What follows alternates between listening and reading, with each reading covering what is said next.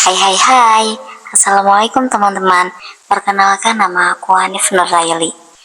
Di sini aku mau berbagi cerita ke kalian semua apa yang aku baca dari salah satu akun di Twitter yang ditulis oleh Cerita Siska. Cerita ini berjudul Lemah Kuburan atau yang disebut Tanah Kuburan. Tidak usah menunggu lama-lama, yuk kita mulai ceritanya. Jadi, ada pasangan suami istri yang suaminya kita sebut saja namanya Pak Rofi dan ibunya maaf dan istrinya bernama Ibu Fitri. Tapi tanpa mengurangi rasa hormat agar mempermudah jalan ceritanya, kita sebut saja Rofik dan Fitri.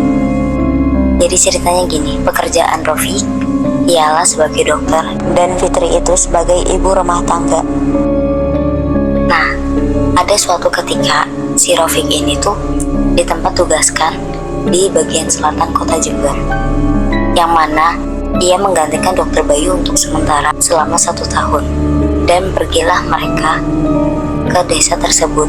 Kemudian sampai di sana, mereka itu tuh disambut baik oleh warga-warga desa yang di sana.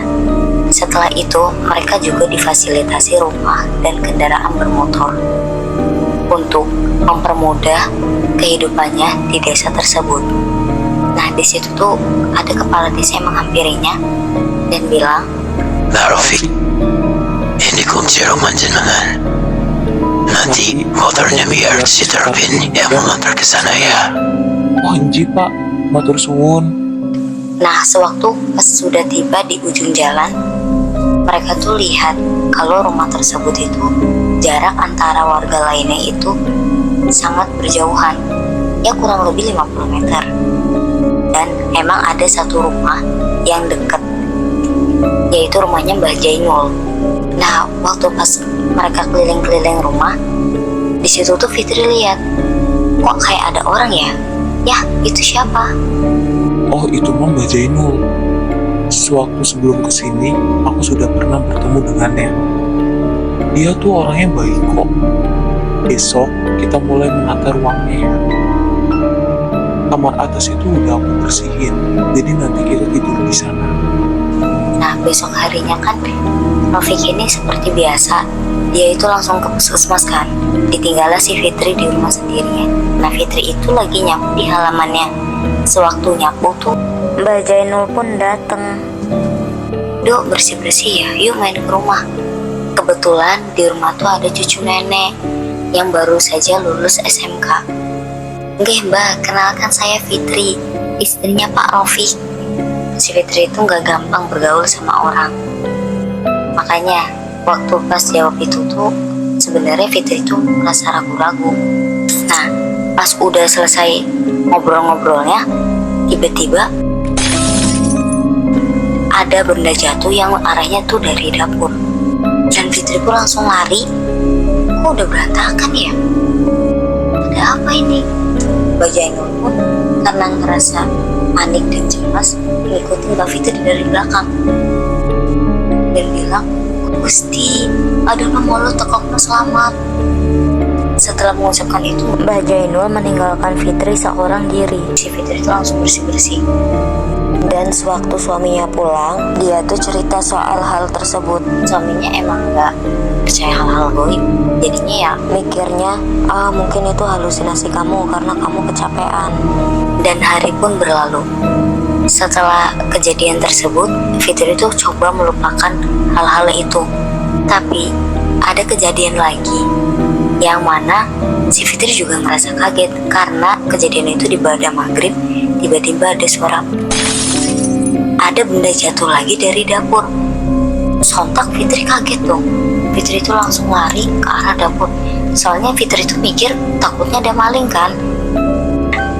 Jadi lantai rumahnya itu kan tingkat 2 ya. Jadi dia pelan-pelan turun, yang mana emang dapurnya itu ada di lantai bawah. Nah, waktu pas ketika dia lihat di dapur, tiba-tiba tuh di situ lampunya mati. Waktu pas lampunya udah mati, dia coba nyalain, tetap nggak bisa. Untungnya di situ tuh dia naruh senter yang emang yang buat jaga-jaga. Terus habis itu pas dia nyorotin ke arah sudut-sudut ruangan, dia tuh ngerasa aneh karena kakinya tuh ngerasa kok basah ya. Tapi tetap aja dia tuh nyorot ke sudut ruangan. Nah, sampai akhirnya dia itu nyorot ke sudut kanan. Kalian tahu apa yang dia sorot? Dia lihat kalau ada pocong yang ada setengah badannya lagi tenggelam. Dan dia juga lihat dapurnya itu aneh, semuanya itu lemah. Di situ tuh tangannya Fitri udah nggak kuat, gemeteran dan berkeringat dingin. Nah, habis itu ada bisikan yang bilang pergi. Pas Fitri lihat ke belakang, dia lihat kalau ada pocong berwajah hancur sedang menertawai si Fitri. Sontak Fitri pun langsung teriak. Untungnya Pak Rafiq di situ dengar. Langsung bangunlah Pak Rafiq, langsung ke istrinya sambil bilang, Istighfar sayang, istighfar, sudah. dan kejadian itu pun berlalu. Kalian tahu, banyak hal kejadian aneh kan? Tapi di situ tuh Pak Rafiq tuh kayak masih kekeh aja gitu, nggak percaya soal yang Fitri itu ceritain. Nah, berbulan-bulan untungnya itu udah nggak ada kejadian aneh lagi. Sampai pada akhirnya di bulan ketiga, hal aneh pun terjadi lagi. Nah, pada suatu malam, tepatnya di malam Jumat Legi, di situ tuh Pak Rafiq tuh ngerasa pundaknya itu berat banget. Mungkin karena beban pikiran kali ya. Ya, entah karena masalah di puskesmas, entah di rumah yang memang sering cekcok sama si Fitri. Untuk ngurangin beban pikirannya, minta tolonglah si Rafiq ke si Fitri. Sayang, tolong buatin teh dong. Tolong ya, jangan manis-manis. Fitri yang emang lagi di kamar juga langsung ngiyain. Dia pun langsung pergi ke dapur. Dan emang kondisinya gelap, si Fitri nyalain lah tuh lampu-lampunya. Waktu pas udah nyalain, Fitri tuh pas udah di dapur, lampunya tuh langsung tiba-tiba dep, langsung mati. Fitri sontak bingung, langsung ambil lah tuh senter. Dia sorotin semuanya. Dia sorotin juga ke arah luar jendelanya juga. Di situ tiba-tiba ada yang lari ke pohon nangka. Dia melihat kalau ada sesosok makhluk bertubuh besar dan berbulu lebatlah yang lagi lari. Sontak Fitri pun kaget, langsung larilah dia ngambil tehnya karena takut keburu dingin juga kan. Lari-lari ke arah dapur, tapi tiba-tiba tuh pintunya tertutup. Sontak tiba-tiba lampunya langsung mati. Dep, untungnya dia tuh megang senter ya tadi, disorotin bener-bener. Tanpa dia sadari, sebenarnya tuh gelasnya udah pecah dan mengenai kakinya. Di situ tuh si Fitri mulai ngerasa takut, gemeteran karena kakinya mulai ngerasa kayak ada air. Kok kayak ada basah-basah gitu ya? Pas basah-basah, tiba-tiba ada sebuah rambut yang keluar dari tanah itu dan wajahnya itu penuh dengan darah. Cahayu, Rene, aku juga timun, titik air. Nah, di situ tuh Fitri langsung ketakutan. Dia langsung menjerit-jerit sambil mukul-mukulin pintu biar Pak Rafiq itu kedengeran. Sampai akhirnya sosok itu datang langsung nyangkram kakinya dia. Dan sosok itu bilang, "Kene Cahayu, getih kentelmu gaya obat luweku selama iki." Untungnya di situ kebuka, yang mana itu yang buka tuh Pak Rafiq. Dan Pak Rafiq sontak langsung narik tubuh istrinya, langsung mengumandangkan azan. Untungnya di situ tuh sosok itu kepanasan langsung dan berubah wujud menjadi siluman ular yang berlidah panjang.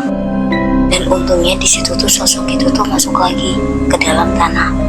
Kemudian keesokan harinya mereka tuh bertemu sama Mbak Jainul dan menanyakan perihal rumah itu kepada Mbak Jainul. Mbak Jainul bilang, "Bien, omah iku dipanggoni sama keluarga yang garis hidupnya bejo, Pasamiun namanya. Dia memiliki istri yang namanya Bu Khotimah dan 4 anaknya yang pintar. Saking bejo uripe, dia sampai punya sawah dan lahan tanduran di mana-mana. Orangnya yang gak medit atau pelit dan loman atau suka memberi. Nah, petaka itu dimulai ketika dia mempekerjakan seseorang di rumahnya yang bernama Warsina. Warsina itu bekerja sebagai pembantu. Aku pun mengenalnya. Dia awalnya tuh baik, tapi entah kenapa tuh tiba-tiba dia tuh jadi kayak gitu. Kabarnya sih dia iri dengan keharmonisannya Bu Khotimah dan anak-anaknya, karena nasibnya nggak seberuntung mereka. Si Warsina itu punya suami yang suka mabuk-mabukan dan juga suka mencuri celengannya si Warsina. Nah, anaknya yang semata wayangnya itu juga nurun bapaknya. Suatu ketika si Warsina ini suka dipukulin oleh keduanya. Dan suatu hari Pak Samiun itu niatnya cuma bercanda, nggak ada niat serius buat ngelukain hatinya si Warsina. Bercandanya Pak Samiun tuh bilang gini, "Oh alah nah, seumpama awakmu iki seayu gak buluk, ngono tak rapi karo aku." Ucapan itu tuh bikin si Warsina itu sakit hati. Nah, karena Warsina sakit hati, pergilah dia ke dukun untuk meminta balasan untuk keluarga Pak Samiun dan keluarganya. Dikasihlah sebuah buntelan yang isinya itu lemah. Lemah itu ditaruh di bagian dapur tanpa sepengetahuan keluarganya Pak Samiun. Lemah itu tuh bikin sial. Siapapun yang tinggal di rumah itu tuh semuanya bakal sial. Dan sampai akhirnya Pak Samiun itu usahanya langsung bangkrut. Tanahnya yang dimana-mana itu langsung dijual, dan sering sekali suami istri tersebut tuh langsung berantem. Nah, waktu pas udah ngelakuin kayak gitu, Warsina tuh langsung berhenti pekerjaannya dan keluarga Pak Samiun tuh langsung pindah rumah. Alhamdulillahnya mereka bisa bangkit kembali dan harta-harta yang hilang itu kembali lagi. Rumah itu dipasrahin ke kelurahan sama Pak Samiun yang dibuat singgah untuk orang-orang yang berkunjung ke desa tersebut. Bahkan dulu itu juga ada yang sampai mau putus tangannya. Untungnya cepat-cepat dibawa ke rumah sakit. Jadi seperti itu ceritanya.